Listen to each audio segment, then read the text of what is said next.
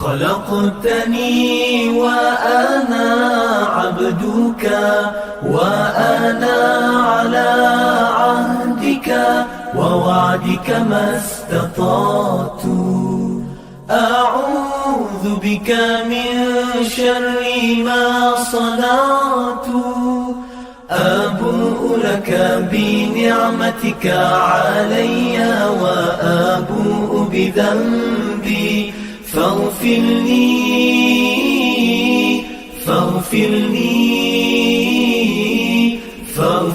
لي فإنه لا يغفر الذنوب إلا أنت. Ya Allah, Engkau Tuhanku, tiada Tuhan selain Engkau. Engkau ciptakan aku dan aku hamba-Mu, dan aku berada dalam janji-Mu menurut kemampuanku. Aku berlindung denganmu daripada kejahatan yang kulakukan. Aku sedari nikmat-Mu kepadaku, dan ku sedari akan dosa-dosaku. Ampuni aku, ampuni aku, ampuni aku, kerana sesungguhnya tiada yang dapat mengampunkan dosa kecuali Engkau. Allahumma anta rabbi la ilaha illa anta خلقتني وأنا عبدك وأنا على عهدك ووعدك ما استطعت أعوذ بك من شر ما صنعت أبوء لك بنعمتك علي وأبوء بذنبي فاغفر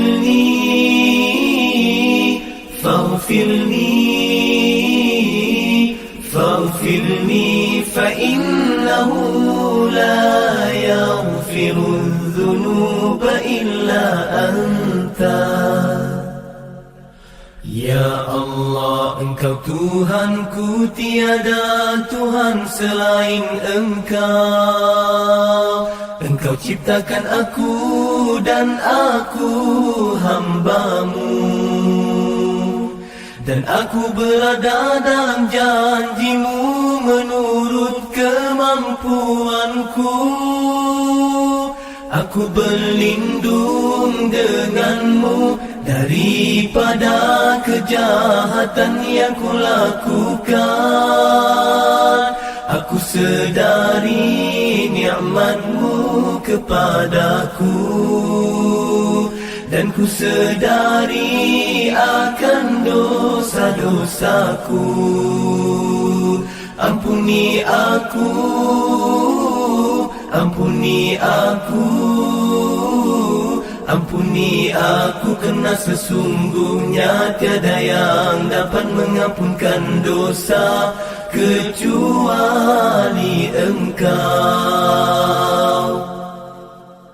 Allahumma anta rabbi la ilaha illa anta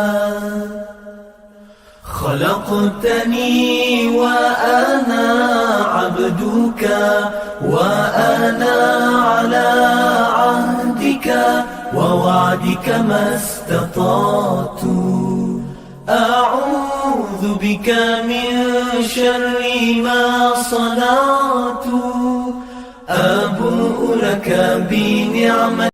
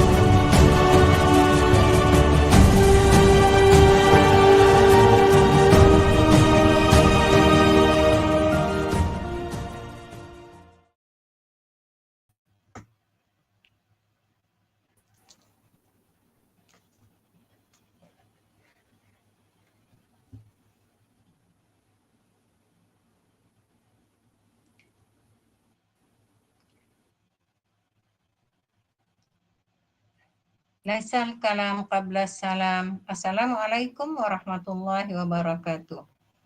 Brothers and sisters, for the first time, we are going to conduct our discussion for Wednesday night in English, inshallah, to, to to make sure that our brothers and sisters who are not who are not speaking Malay, they can join us. And so far, they cannot join us because they don't understand what we are talking about. So for Monday night, Monday and Tuesday night, we are still conducting in Bahasa, but for Wednesday night, we're trying to conduct in English, inshallah. So before that, before I go further, can we read Al-Fatihah to start our class? Ila hadratin Nabi Muhammad sallallahu alaihi wasallam. Al-Fatihah. A'udzu billahi minasyaitonir rajim. Bismillahirrahmanirrahim. Alhamdulillahi rabbil alamin. Arrahmanir rahim. Maliki yaumiddin. Iyyaka na'budu wa iyyaka nasta'in. Ihdinas siratal mustaqim. Siratal ladzina an'amta 'alaihim ghairil maghdubi 'alaihim waladdallin. Amin.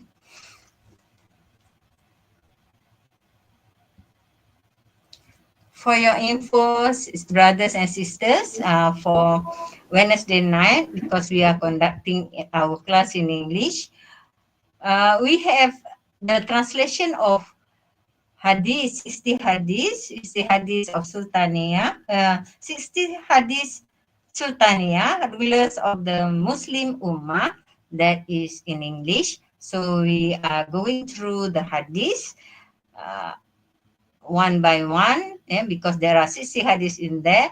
So inshallah, we go one by one for each Wednesday night.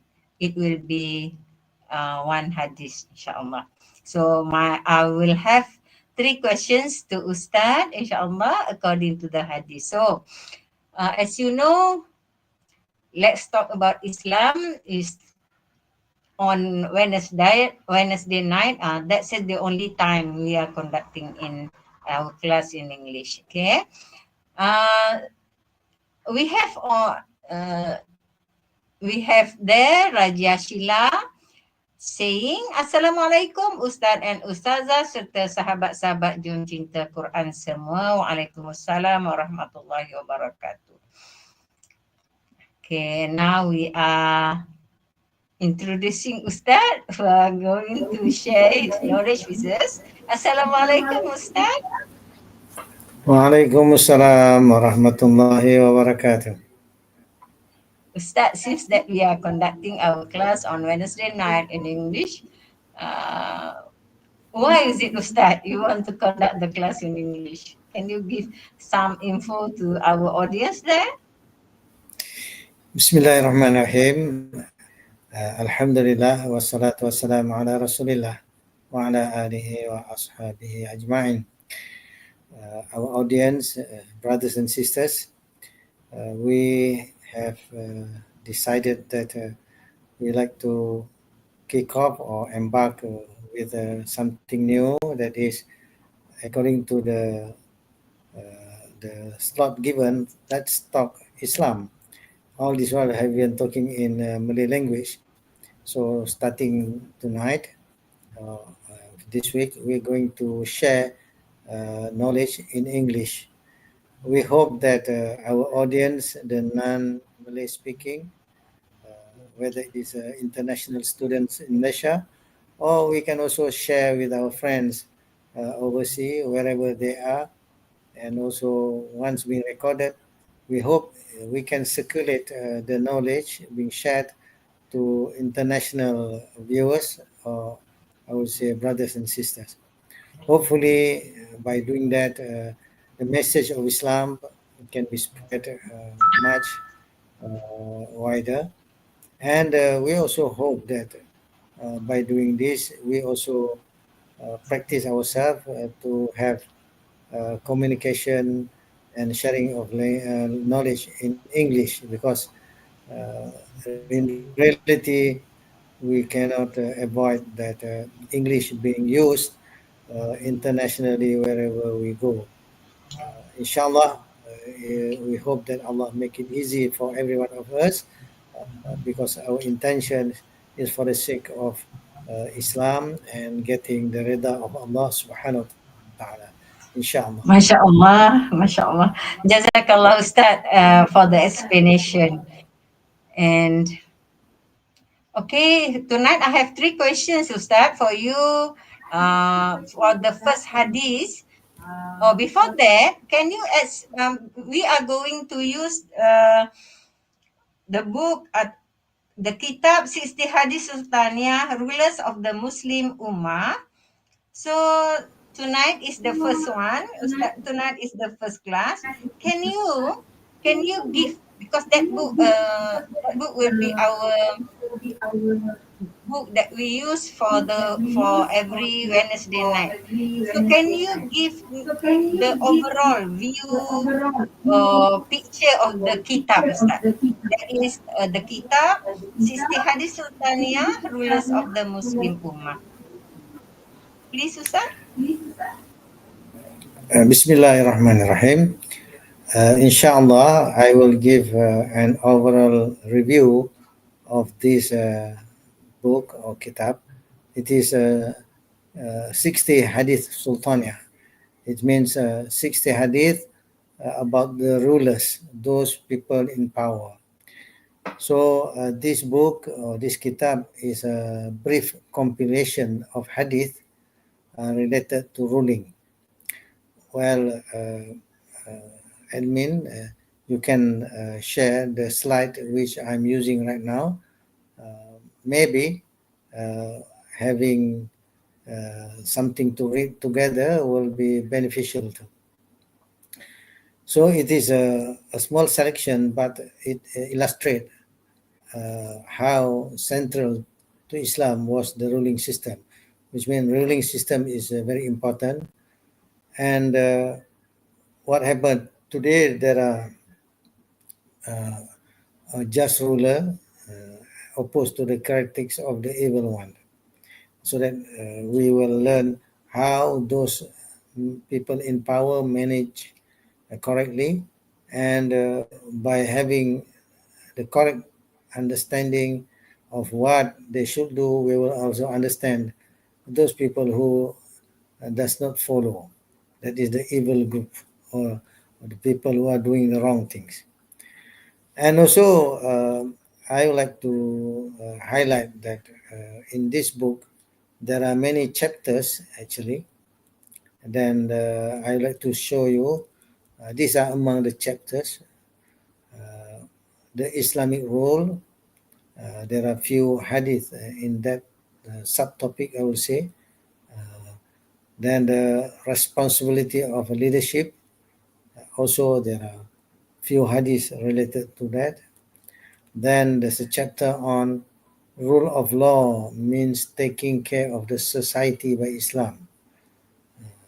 There is rule of law, using the law from Sharia, the law of Allah subhanahu wa ta'ala being used to take care society of Islam. So there are a few hadiths related to that. All these subheading is showing the topic of the hadith. After that, there's another chapter on crucial nature of ruling and unity. Also, there are a few hadiths related to that. Then the next chapter is on illegitimate leadership, how the wrong practices of leadership and also management of the Ummah. There are a few hadiths related to it. And the next chapter is blocking the path. What being said by the Prophet Sallallahu Alaihi Wasallam, what is the consequences for those who block the truth from being practiced and being shared to the public. Then the next chapter is enjoining the good and standing for the truth is a cause of success in this life and the next. So there are also a few hadiths on it. And the next one, the victory, the next chapter, okay, victory from Allah has conditions. So Allah Ta'ala, when He want to give victory to the Ummah, there are conditions that need to be fulfilled. And the final chapter, Islam will return and the victorious group. So sure, Islam will win, and we need to be part of those who contribute to the victory of Islam, inshallah. So that's the overall chapters is available in this kitab. It's about 60 hadith. In fact, if I'm not mistaken, 62 hadith. So inshallah tonight we will of course embark on the first chapter and to see what's in the first hadith. Wallahu alam.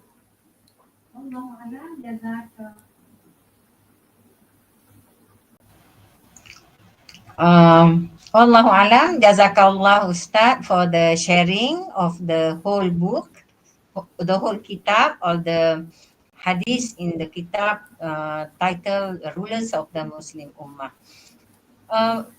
Before I go further, I want to read the comment from Hafiz at YouTube. Assalamualaikum Ustaz and Ustazah. Waalaikumsalam warahmatullahi wabarakatuh. Okay, back to my questions for Ustaz. That is the overall picture or overall review of the book of the kitab, that is 60 hadith of 60 hadith Sultaniyah that we inshallah we are going through on every Wednesday night for our class. Okay.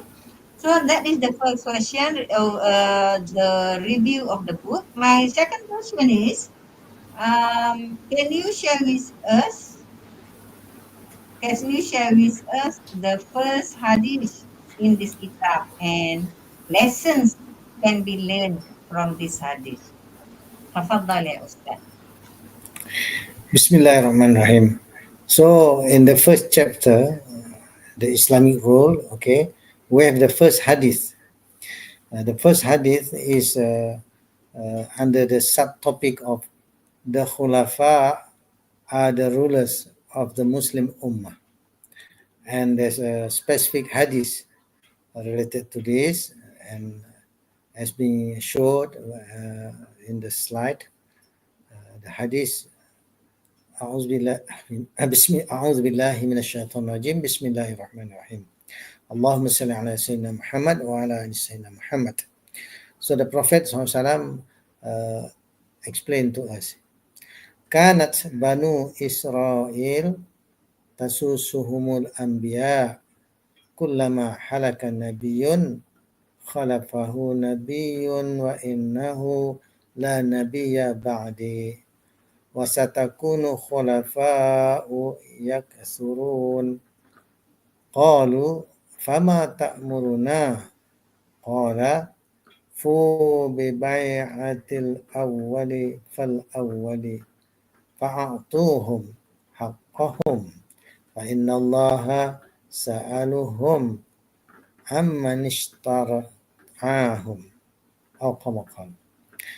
So the translation of the hadith as a whole, the tribes of Israel were ruled by the prophets. Every time a prophet deceased, he was followed by another prophet. And there will be no prophets after me. And there will be khulafa, successors. And there will be many. The companions then asked, what do you order us? To which the Prophet ﷺ replied, fulfill your pledge of allegiance to them one after another, and give them their rights. truly Allah will ask them about their responsibilities. Bukhari Muslim. So, for the benefits of us, yeah, we'll go through again this hadith. Yeah, kanat, indeed, yeah, Banu Israel, that the people of Bani Israel, tasusuhumul anbiya, they being managed, their affairs being managed by the anbiya, the prophets. Kullama halaka nabiyun, so every time one prophet pass away or deceased, khalafahu nabiyun. So there will be successors, replacement of that prophet, another prophet to come. So one prophet pass away, so Allah Ta'ala will replace and send another prophet to take leadership or to take care of the Banu Israel. وَإِنَّهُ لَا نَبِيَّ بَعْدِي, and indeed there will be no prophet after me, said Rasulullah SAW.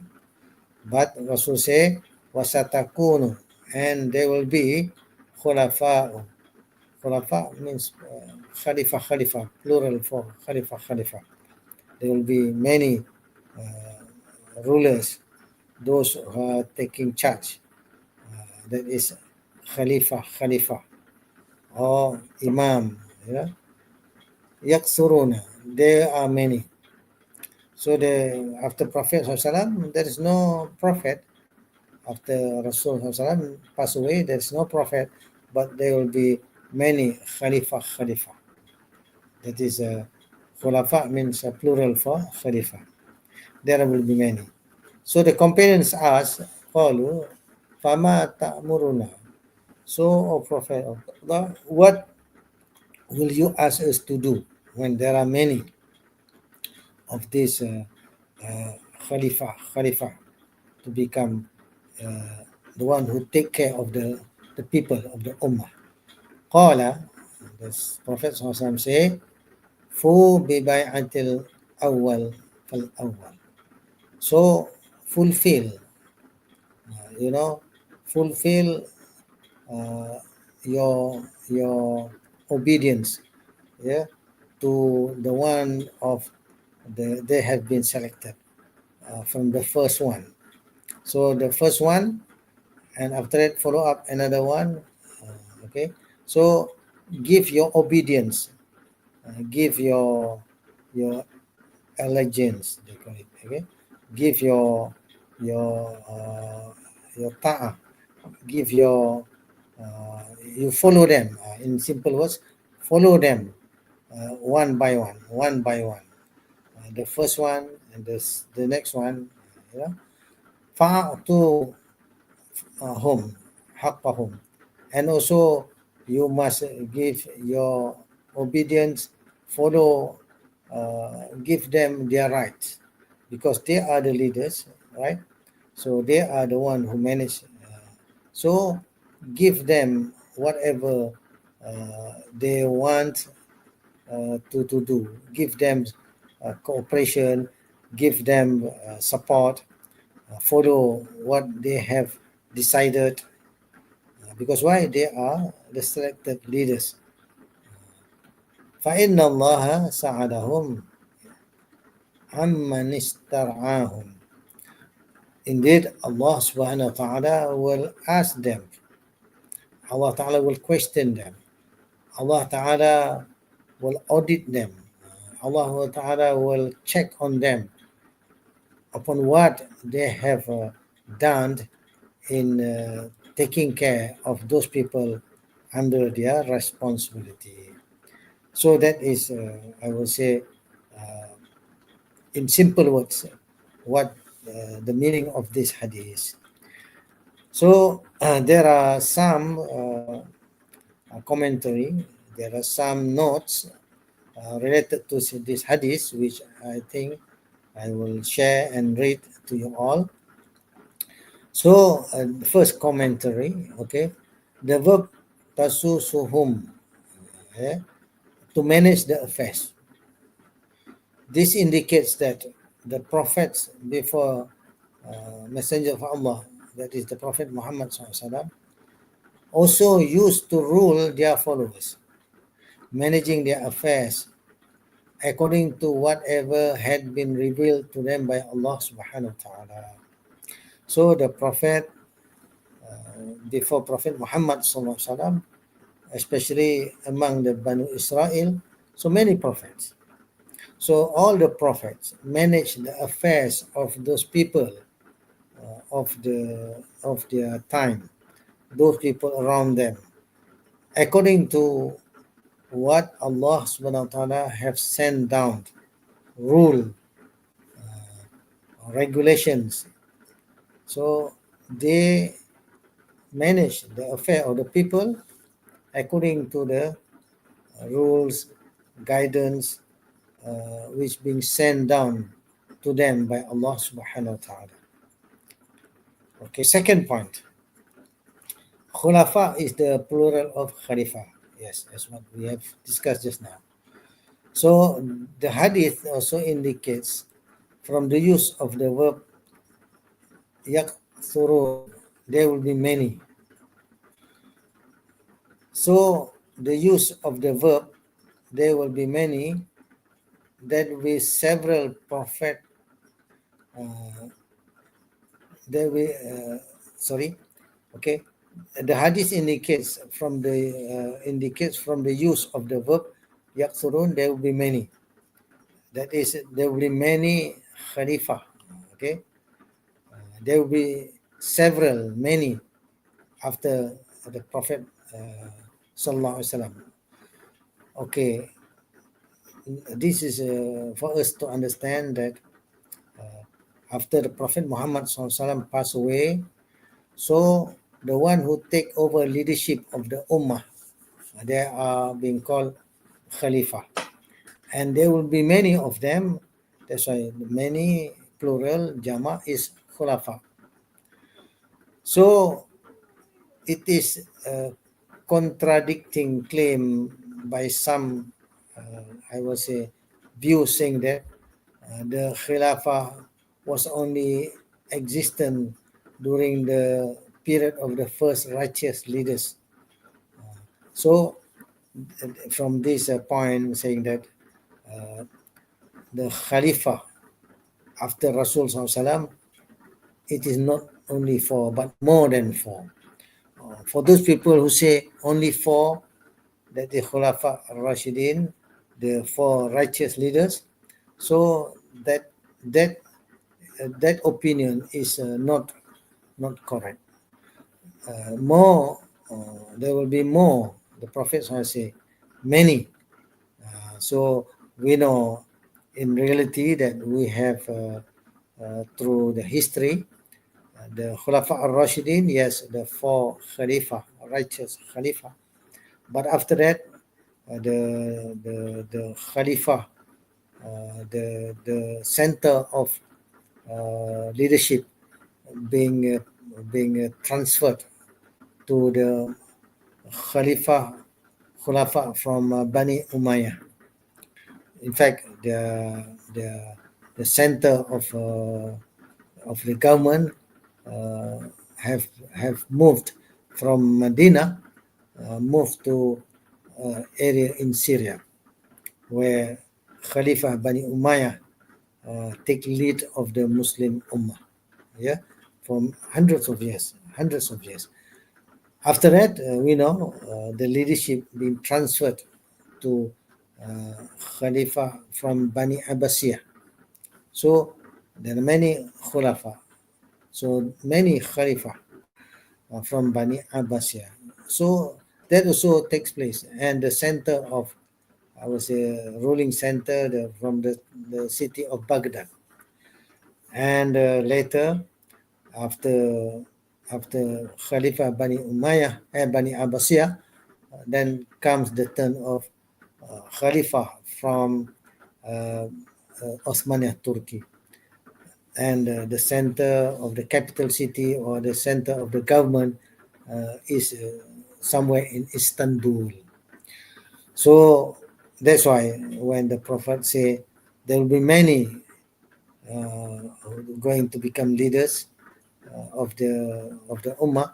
So, in the history of uh, Islamic civilization, we know that really takes place until the Khulafa from uh, Osmania, the Osmania, yeah, Osmania, Turkey, where the center of the government in Istanbul. So the downfall of the Islamic government of Osmania, Turkey is 1924.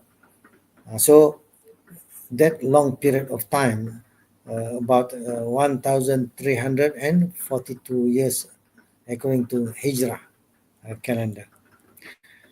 Okay, the next point, there is a narration which mentions that Khilafah remains for 30 years, as mentioned by Sheikh Ibn Taymiyyah. This is considered to be the complete example of Khilafah upon the Sunnah, the way of the Prophet Sallallahu Alaihi Wasallam.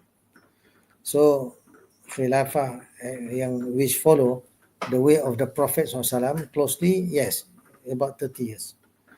But the Khilafah continue. We know, as we have discussed just now, from Bani Umayyah, then Bani Abbasiyah, then Osmaniyah Turkey. So the long period of time, which is actually not only restricted to 30 years. The 30 years is actually Khurafa al-Rashidin. They call the righteous Khalifa. Very close to how the Prophet ﷺ way of leading the Ummah. So, not a restriction to say that Khilafah was only for 30 years. And in this way, the narration, and in this way, this narration that and the hadith, this section are understood together. So, the point is that it is not only 30 years but more than that. Okay.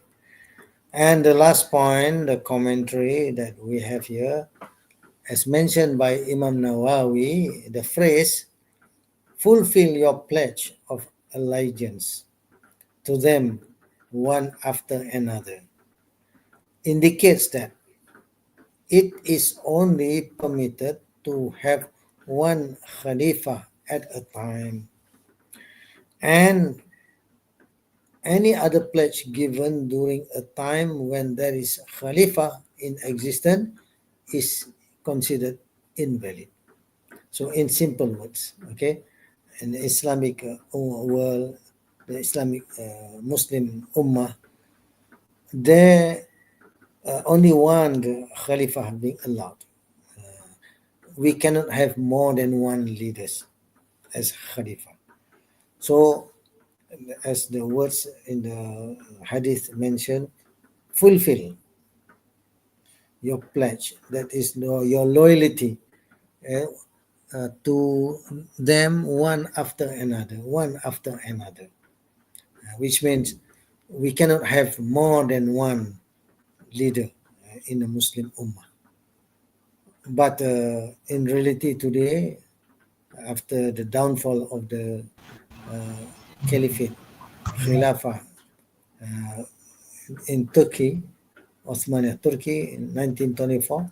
So after the downfall until today, the Muslim Ummah has lost the Caliphate and the leadership of the Khalifa. So this is something which we need to understand, and we must study how it happened and take lessons out of it. Okay, so the overall commentary have been read. So I hope the hadith which we have referred tonight give us a clear understanding, clear information, saying that for the Muslim Ummah, the one who ruled them, the one who lead them, is called Khalifa, And when the Khalifa in power, so the Ummah need to obey fully, and the Khalifa has a big responsibility in managing the Ummah so that the Sharia of Islam being applied in all aspects of the big issues or small issues, all must be according to the Sharia of Islam. So I think that is the overall translation and explanation with commentary about this hadith. Wallahu alam. Wallahu alam, jazakallah Ustaz for the explanation. And yeah, the word Khalifa and Khulafa. Khalifah means singular, Khulafa means plural. Baik. Okay, Ustaz, my last question for tonight. Yeah, according to the hadith, you have explained hadith number 1. Based on that, what should we do? We, as Muslims, what should we do today to implement our dakwah work according to the hadith? You know, to make sure that uh, Khalifah will be right again, will be set up again. What is our work? What is our dakwah work to implement that? Bismillahirrahmanirrahim.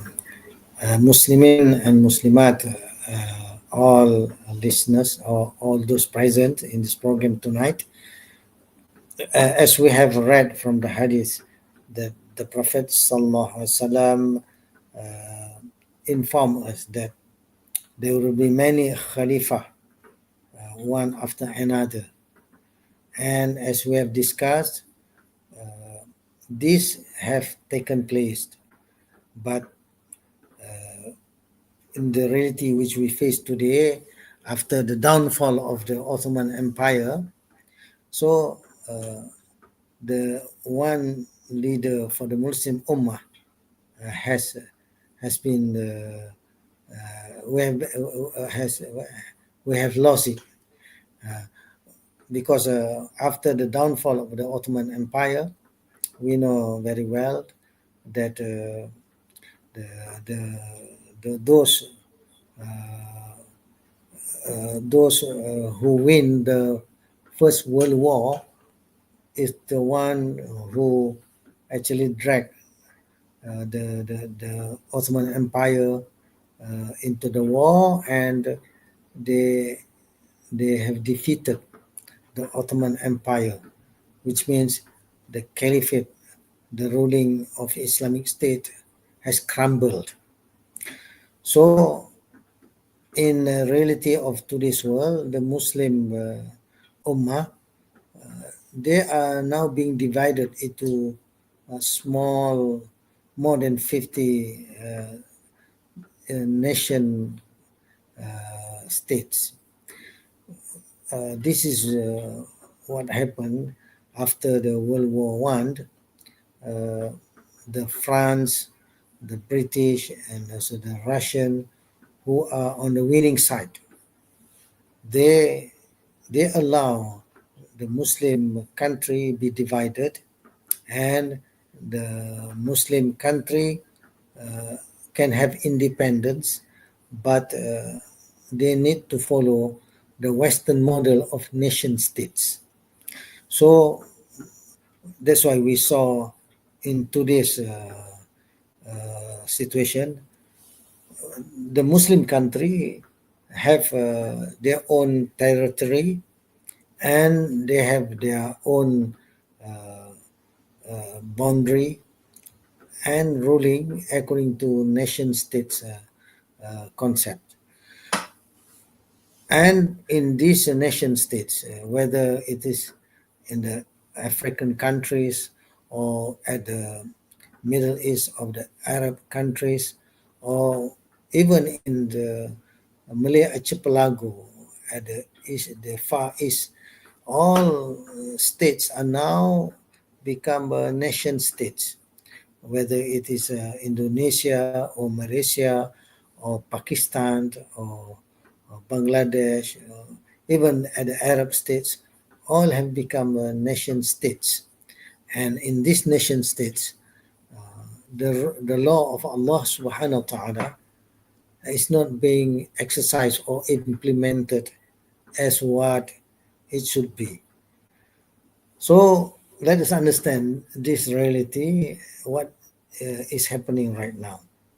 So we need to put a lot of effort so that the Muslim Ummah re-establish back the state like the prophets and the companions has implement, which means we need knowledge, because why?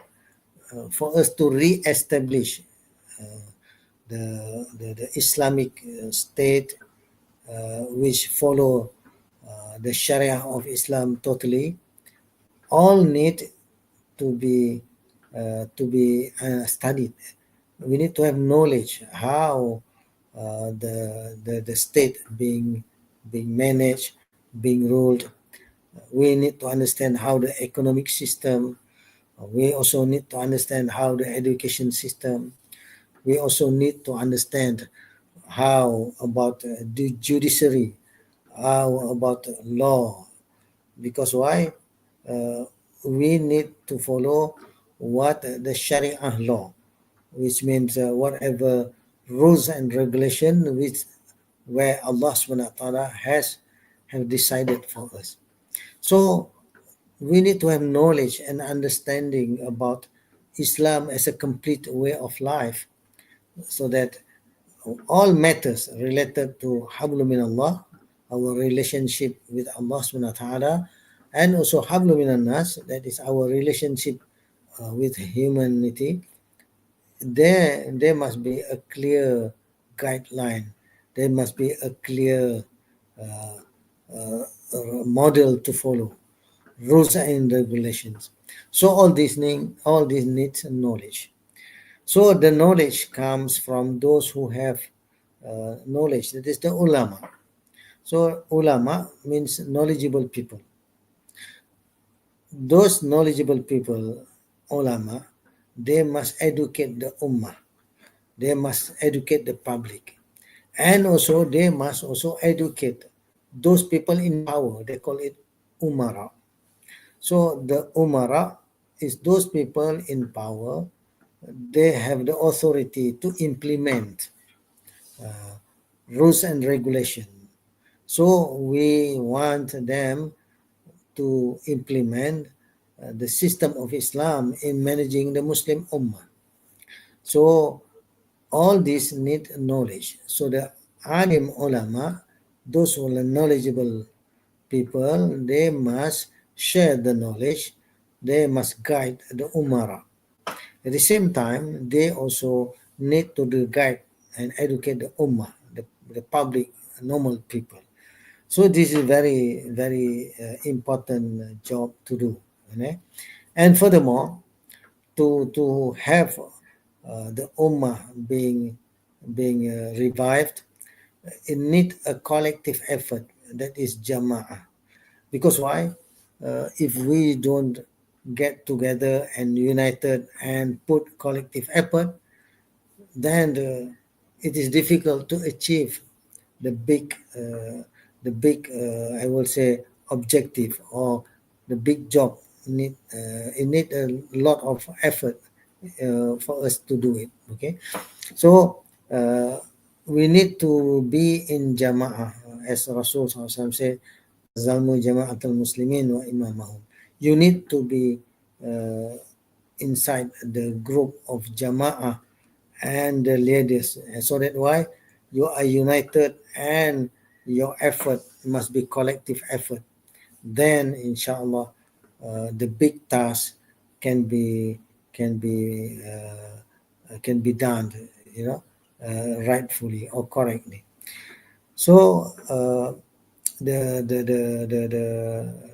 effort of learning and sharing knowledge from Quran and Sunnah is something very critical and crucial need to be done, because without knowledge, then you people will just guessing, could it like this, maybe it is like that.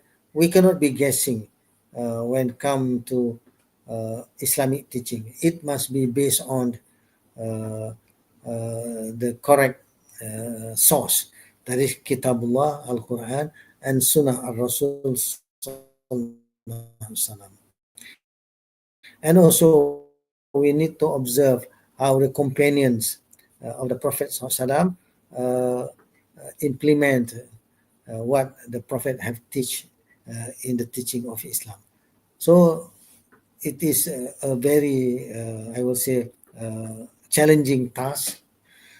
It need to be done, and inshallah, when we do it with sincerity and with a serious effort, Allah subhanahu wa ta'ala promised in the Quran, وَالَّذِينَ جَاهَدُوا فِينَا لَنَهْدِيَنَّهُمْ سُبُلَنَا. For those people who strive seriously, pursue with their maximum capacity to achieve, to do what Allah subhanahu wa ta'ala have ordered us. So Allah said that Allah will open up the way for victory and success. وَالَّذِينَ جَاهَدُوا فِينَا لَنَهْدِيَنَّهُمْ سُبُلَنَا. For those who struggle in our way, we will very sure will guide them. So this is what we hope that Allah will give us when we put a lot of effort in doing da'wah.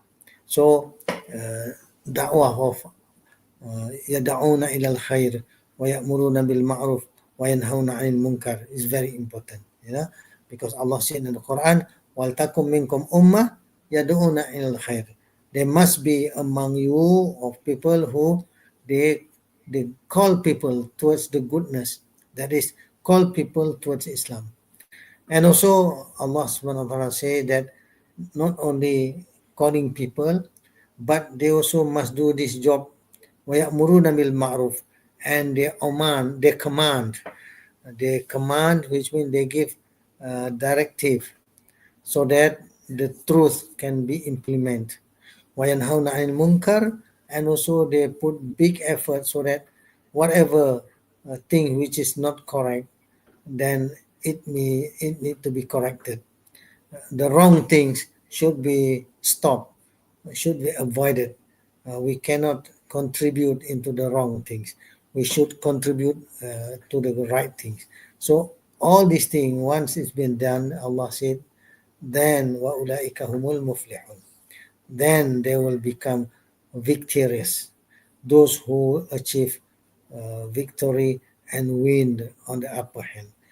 So in this condition of the Ummah today, that we need to do a lot of effort to make da'wah, to make people realize back the importance of following teaching of Quran as Sunnah seriously, and not to mix with the batil or the wrong things. So we must be careful today, because why?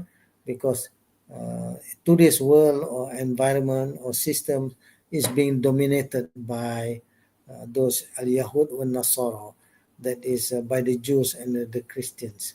So we must be very careful so that we are not being trapped into their way of doing things. We must strictly follow what Allah has guided to us according to Quran and As-Sunnah. I think that is the overall, I would say, comment or remarks that I would like to share, that what we need to do in facing the reality of today, and also our effort to re-establish back the deen of Islam to be practiced in a complete way of life, inshallah. Wallahu alam. Wallahu alam. Jazakallah Ustaz for the answers. For to brothers and sisters, inshallah, for every Wednesday night we have the slot Let's talk about Islam, and it will be conducted in English, according using the kitab 60 Hadith of 60 Hadith Sultaniyah. And today we have finished for the first hadith that about Khalifah, and inshallah we every Wednesday night we will continue with the book, inshallah.